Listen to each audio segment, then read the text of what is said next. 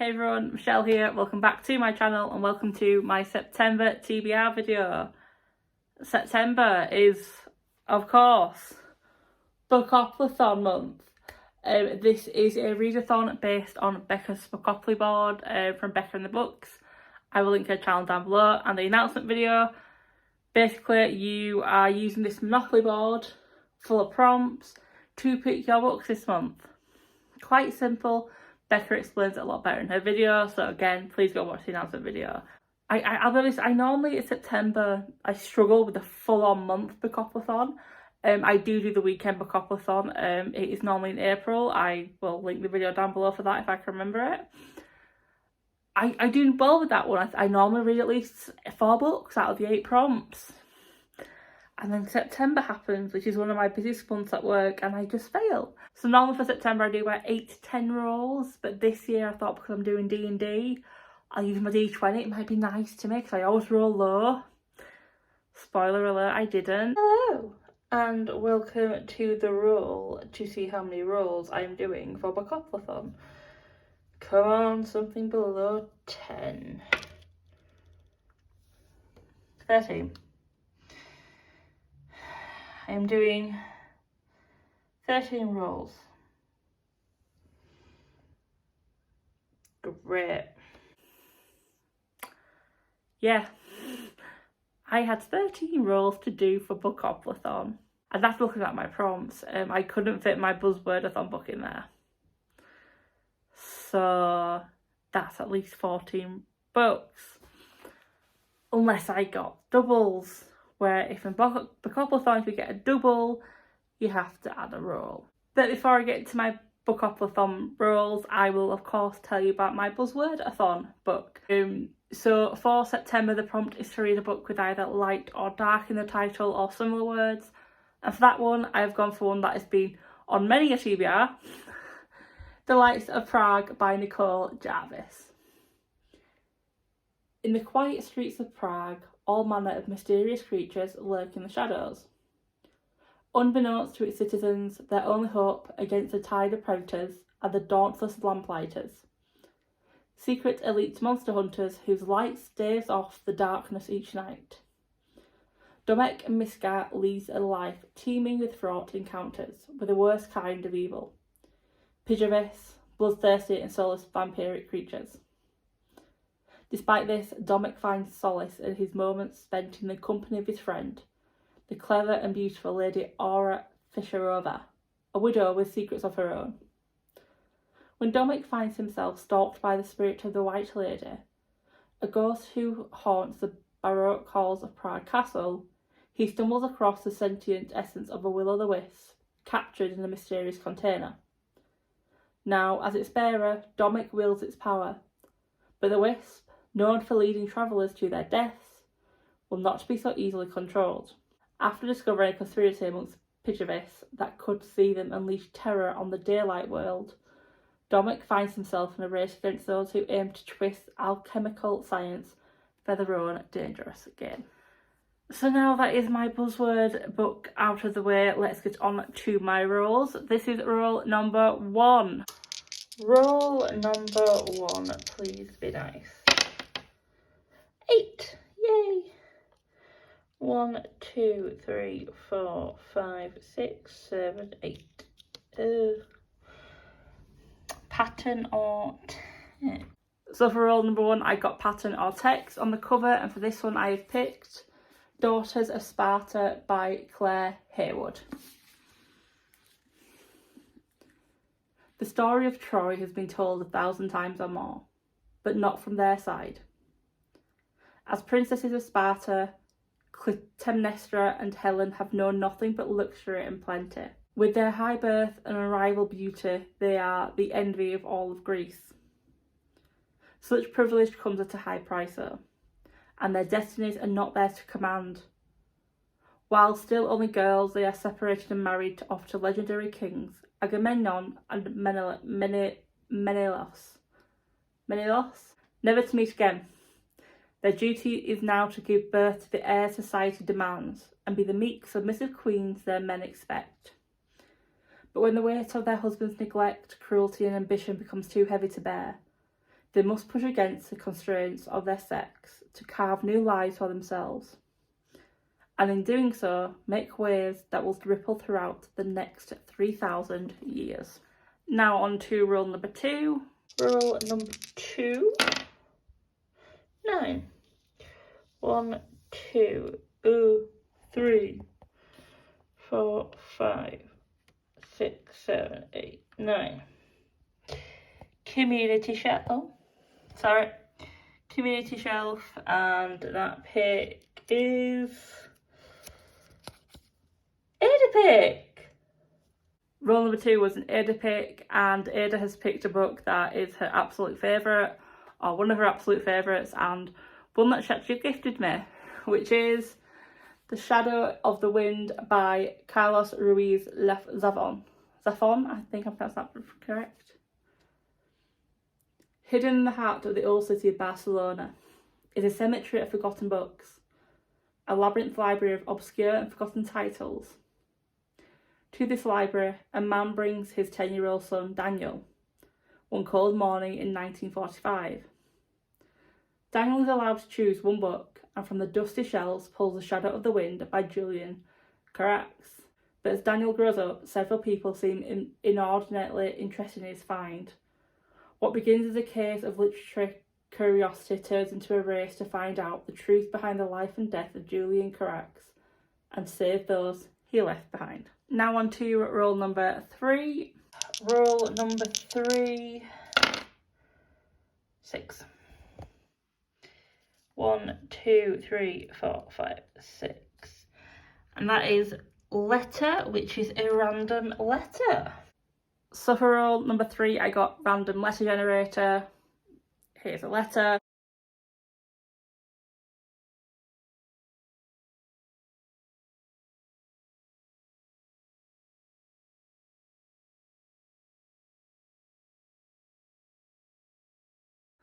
So the random letter I got was W. Now I didn't include the letter A in the title or the, because that's not yet.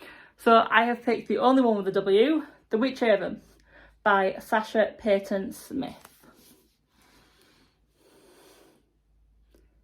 In 1911 New York City, 17-year-old Frances Hallowell spent her days as a seamstress, mourning the mysterious death of her brother months prior. Everything changes when she's attacked and a man ends up dead at her feet. Her scissors in his neck, and she can't explain how they got there. Before she can be condemned as a murderess, 2 cape-wearing nurses arrive to inform her that she is deathly ill and is ordered to report to Haxer Sanitarium. But Frances finds Haxer isn't a sanitarium at all, it's a school for witches. Within Haxer glittering walls, she discovers the sisterhood she craves. But the headmistress warns Frances that magic is dangerous. Frances has no interest in the small, safe magic of her school, and is instead enchanted by Finn, a boy with magic who appears in her dreams, and tells her he can teach her all she's been craving to learn, lessons that may bring her closer to discovering what truly happened to her brother. But Frances's newfound power attracts the attention of an ancient order's dangerous leader who yearns for magical control of Manhattan, and who will stop at nothing to have Frances by his side. Frances must ultimately choose what matters more: justice for her murdered brother and her growing feelings for Finn, or the safety of the city and fellow witches. What price would she pay for power? And what if the truth is more terrible than she ever thought? Now on to rule number 4. 8. 1, 2, 3, 4, 5, 6, 7, 8. First person POV. And for rule number 4, I got first POV, which means the whole book has to be in a first person POV point of view. I didn't have many on my shelves. I think there was 4 in the end, but I didn't admittedly look at every book. But the one I did pick was The Paris Apartment by Lucy Foley. Welcome to number 12, Rue des Mans. A beautiful old apartment block, deep in the back streets of Montmartre, I think? Yes. Where nothing goes unseen and everyone has a story to unlock. The watchful concierge, the scorned lover, the prying journalist, the naive student, the unwanted guest. There was a murder here last night. A mystery lies behind the door of apartment 3. Who holds the key? Now on to rule number 5. 6. Oh. 1, 2, 3, 4, 5, 6. Big book, over 500 pages. And of course I had to get the prompt. I was hoping not to get. This prompt is to read a big book, so a book with over 500 pages. I think I went with the biggest book on my TBR. The Embroidered book by Kate Hartfield. The price of power is steep. None know that more than women. 1768. Charlotte, daughter of the Habsburg Empress, arrives in Naples to marry a man she has never met. Her sister Antoine is sent to France, and in the mirrored corridors of Versailles, they rename her Marie Antoinette. The sisters are alone, but they are not powerless. When they were only children, they discovered a book of spells, spells that work, with dark and unpredictable consequences. In the time of vicious court politics, a discovery and dizzying change, they use a book to take control of their lives. But every spell requires a sacrifice. And as love between the sisters turns to rivalry, they will send Europe spiralling into revolution. Now on to rule number 6.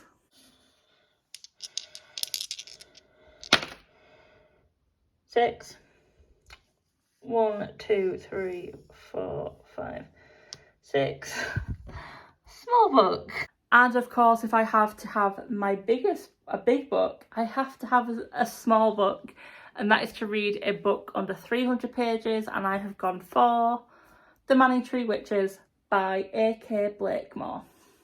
England, 1643. Puritanical fervour has gripped the nation. In Manningtree, depleted of men since the Civil War began, the women are left to their own devices, and Rebecca West chafes against the drudgery of her days. But when Matthew Hopkins arrives, asking bladed questions and casting damning accusations, mistrust and unease seep into the lives of the women. Caught between betrayal and persecution, what must Rebecca West do to survive? As I am now running out of space in the first shelf, I have lowered you a little bit so you can hopefully see the second shelf. Now on to rule number 7.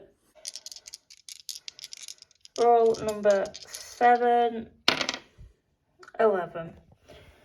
1, 2, 3, 4, 5, 6, 7, 8, 9, 10, 11. Oh god.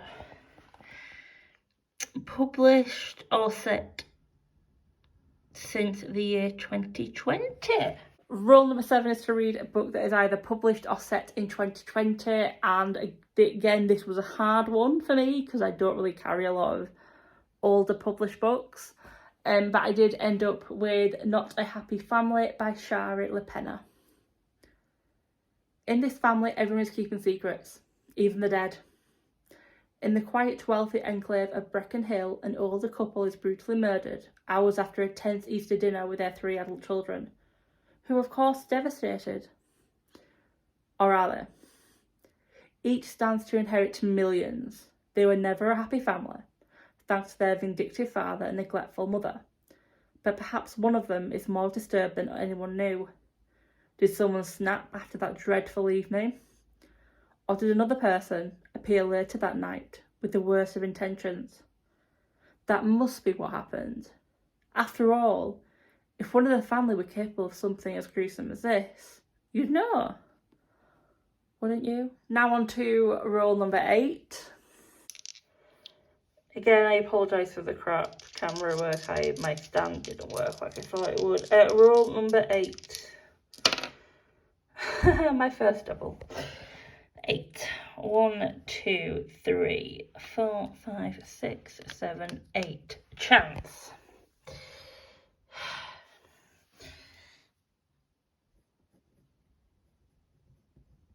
And my chance pick is...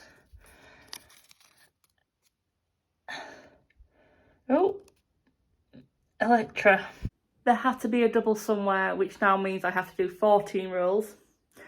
But for roll number 8, I got a chance card, and that had Electra by Jennifer Saint on it.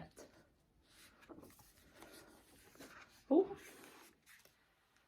The house of Atreus is cursed, a bloodline tainted by a generational cycle of violence and vengeance.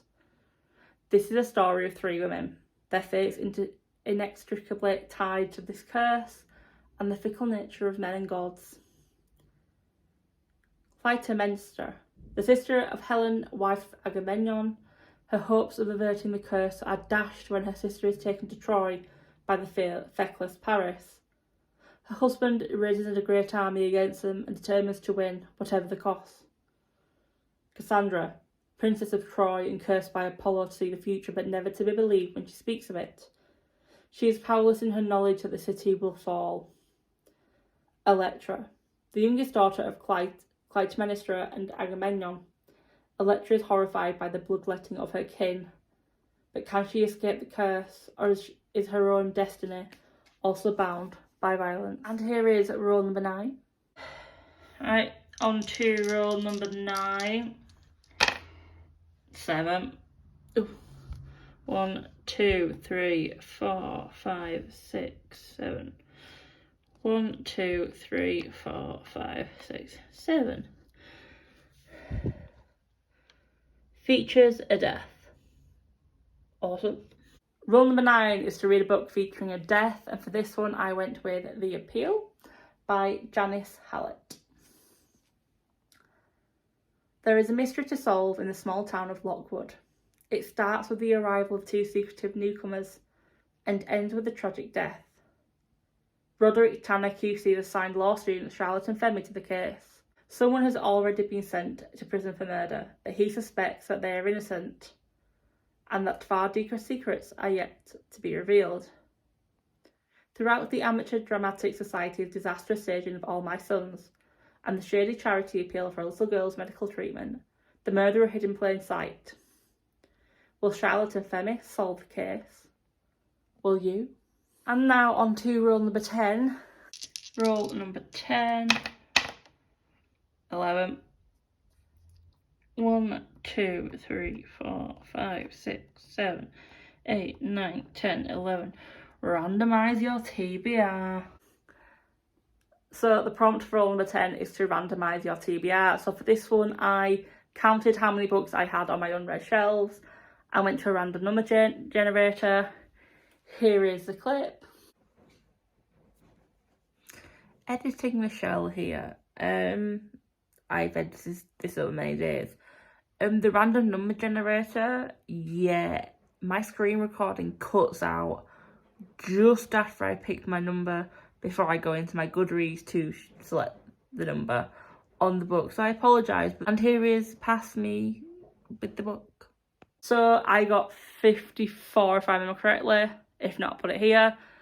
And book number 54 on my shelves is something I want to read in August. And that is The Shadows of Men by Abir Mukherjee, book number 5 in the Wyndham and Banerjee series. Calcutta, 1923.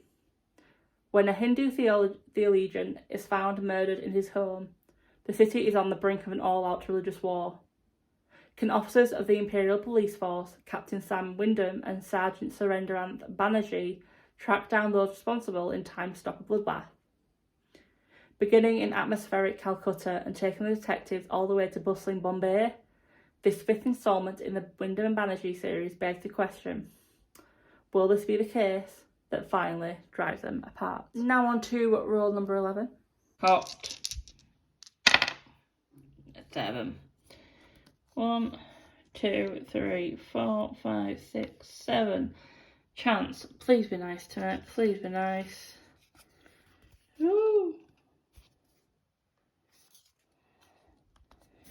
That one is Body Language.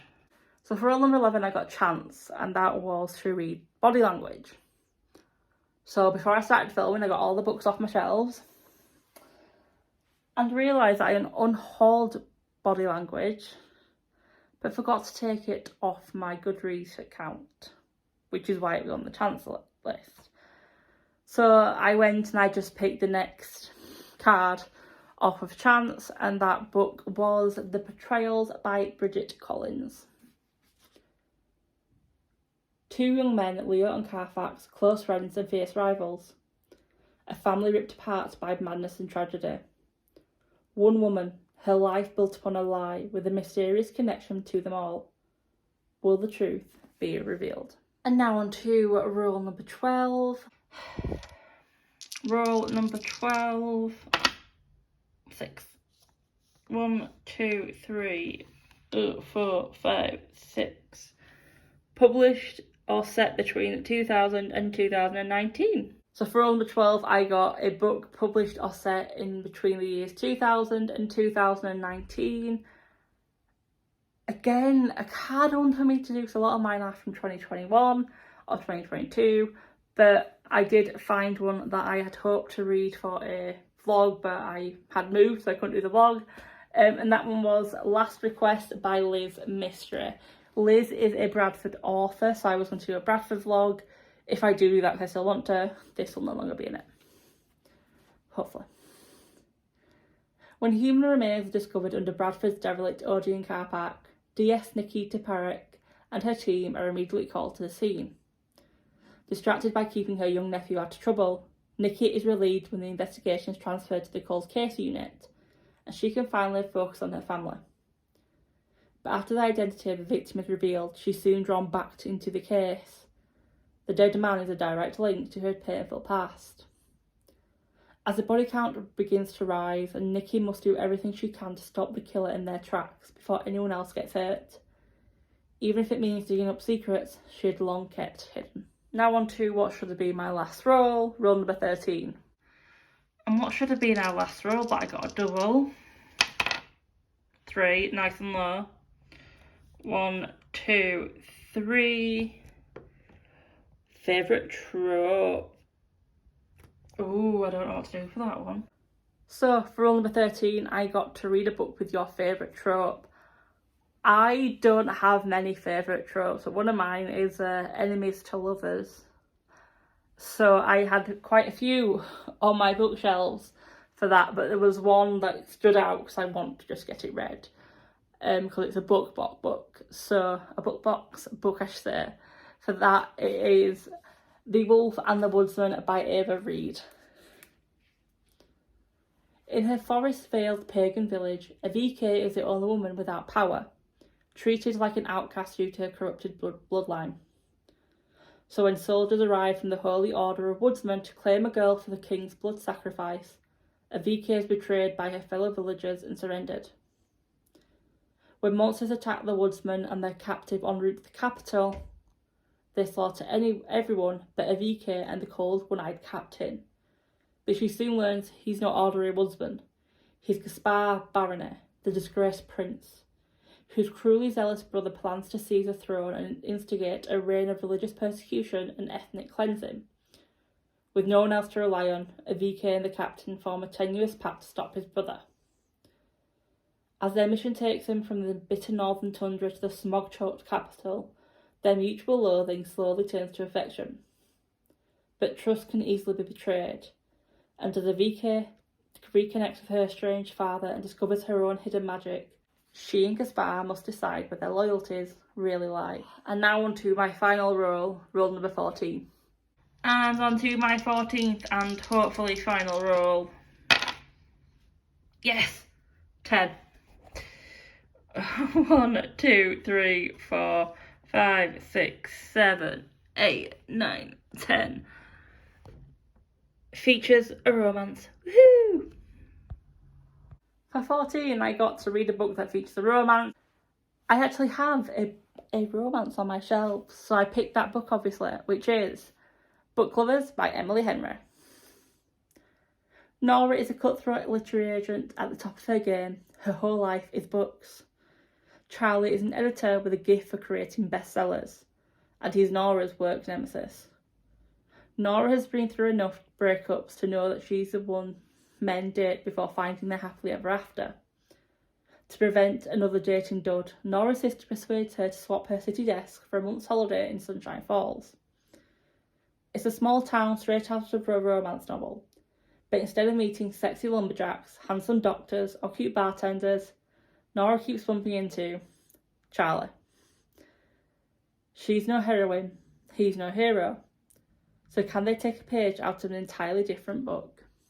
So there is the 15 books on my TBR for September. You have got hope in Hecker's chance of me attempting to lift them into frame, because it was hard enough dropping them 4 times onto my bed so I could pick them up to film this video. I did kind of shoot myself in the foot rolling the D20 dice. It was really good to me today. I'm filming this on a Sunday, by the way, after D&D, and I got some really good nat 20s.